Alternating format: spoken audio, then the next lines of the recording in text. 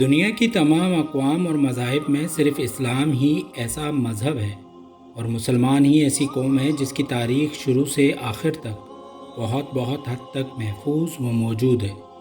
تاریخ اسلام کے سنہرے ماتھے پر بے شمار شخصیات اس جھومر کی طرح ہیں جن کی تابناکی تا قیامت چمکتی رہے گی اور کبھی ماند نہیں ہو سکتی۔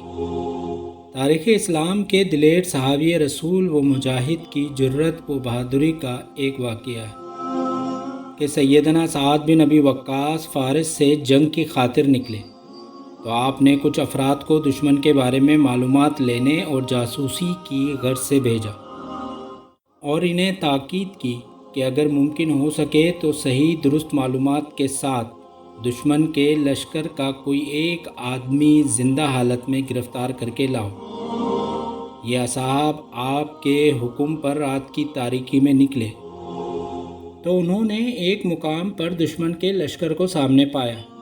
ان کی معلومات کے مطابق ان کا یہ گمان تھا کہ دشمن کا لشکر فلاں مقام پر ہے، جبکہ یہ دشمن کی جنگی حکمت عملی تھی کہ اس نے لشکر کا مقام و راستہ بدل دیا۔ اس نئی صورتحال پر انہوں نے آپس میں مشورہ کیا کہ واپس پلٹ کر یہ خبر سعد بن ابی وقاص کو فوراً پہنچا دے، مگر ان میں سے ایک شخص نے سعد بن ابی وقاص کی جانب سے ذمہ لگائی مہم کو سر انجام دیے بغیر واپس جانے سے انکار کر دیا، جبکہ یہ 6 افراد مسلمانوں کے لشکر کی طرف واپس چل دیے۔ یہ صحابی رسول اپنی مہم کو سر انجام دینے کے لیے بے خوف فارسیوں کی افواج کی جانب تنہا چل پڑے۔ جب یہ لشکر کے قریب پہنچے تو انہوں نے اس کے گرد چکر لگایا تاکہ اندر داخل ہونے کا کوئی راستہ مل سکے۔ انہوں نے پانی کی چھوٹی نہروں کا انتخاب کیا اور اس پانی میں چھپتے چھپاتے لشکر کے ہراول دستوں تک جا پہنچے۔ ان کے اندازے کے مطابق ان کی تعداد 40,000 سے زائد تھی۔ یہ پھر کسی نہ کسی طرح فارسیوں کے لشکر کے قلب سے چھپتے چھپاتے ایک خوبصورت اور سفید خیمے کے پاس پہنچ گئے، جہاں انہوں نے ایک بہترین گھوڑا بندھا ہوا دیکھا۔ آپ نے اندازہ لگا لیا کہ یہ دشمن کے سپہ سالار کا خیمہ ہے۔ یہ وہاں چارے کے ڈھیر میں چھپ کر رات اور گہری ہونے کا انتظار کرنے لگے۔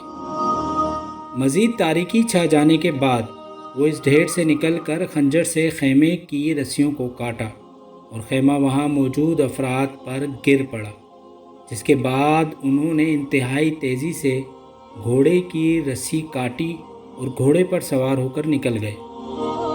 ان کا مقصد دشمن کی تضحیک کرنا اور ان پر رعب ڈالنا تھا۔ دشمن کے گھڑ سوار دستے نے ان کا تعاقب کیا۔ دوران تعاقب جب دشمن کا دستہ ان کے قریب آتا تو وہ گھوڑے کی رفتار تیز کر دیتے اور جب وہ ان سے دور ہو جاتا تو وہ رفتار کم کر لیتے۔ وہ چاہتے تھے کہ ان میں سے کسی ایک یا 2 کو گرفتار کر کے سعد بن ابی وقاص کے پاس لے جائیں۔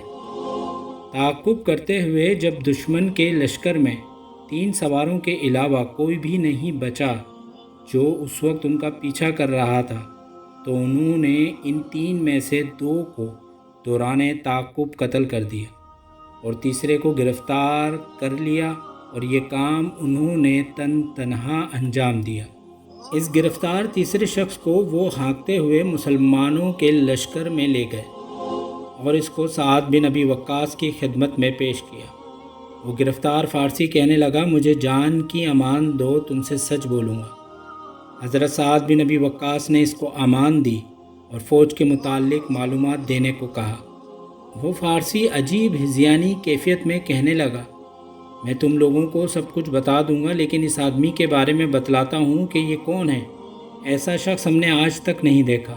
میری زندگی جنگوں میں گزری ہے۔ اس آدمی نے ہماری فوج کی 2 بڑی چھاونیوں کو کیسے اور کس طرح عبور کیا، پھر سالار کا خیمہ کاٹ کر گھوڑا لے کر بھاگ گیا، اور جن 2 افراد کو اس نے مارا ہے وہ میرے چچا کے بیٹے تھے، اور ان میں سے ہر ایک 1000 جنگجوؤں کے برابر تھا۔ ان کے مارے جانے پر میں شدت انتقام سے دہک رہا تھا، اور میں نے اس کا پیچھا نہیں چھوڑا تاکہ ان کے قتل کا بدلہ اس سے لے سکوں، اور میں اس کے پیچھے پڑا رہا، لیکن جب میں اسے ٹکرایا تو موت کو اپنے سر پر منڈلاتے دیکھا۔ اور اس سے امان طلب کر کے اس کا قیدی بن گیا۔ اگر تمہارے لشکر میں اس جیسے اور آدمی بھی ہیں تو تم لوگوں کو پھر کوئی طاقت ہرا نہیں سکتی۔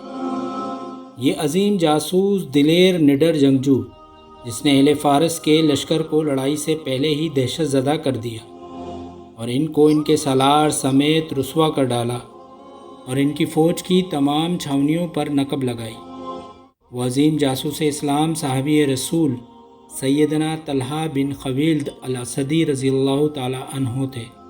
اللہ اکبر!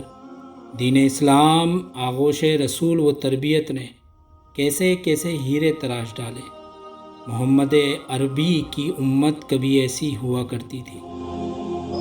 یہ ویڈیو آپ کو پسند آئی تو لائک، شیئر اور کمنٹس کر دیجئے اور ہمارے چینل کو سبسکرائب کر دیجئے۔ اپنا خیال رکھیے گا۔ اللہ حافظ۔